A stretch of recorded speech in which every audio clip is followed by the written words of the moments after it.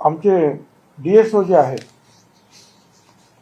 त्यांच्या कार्यालयामध्ये, म्हणजे रेशनिंग जी कार्यालय आमचे आहेत त्यांच्याकडे अर्ज जरी दिला तरी या DSOना माझं सांगणं आहे की त्यांनी एक कॉपी आपल्याकडे ठेवा आणि तुमच्या त्या शहरामध्ये किंवा भागामध्ये PNGचं काम करणारी जी कंपनी असेल तिच्याकडे ताबडतोब तो अर्ज अग्रेषित करा.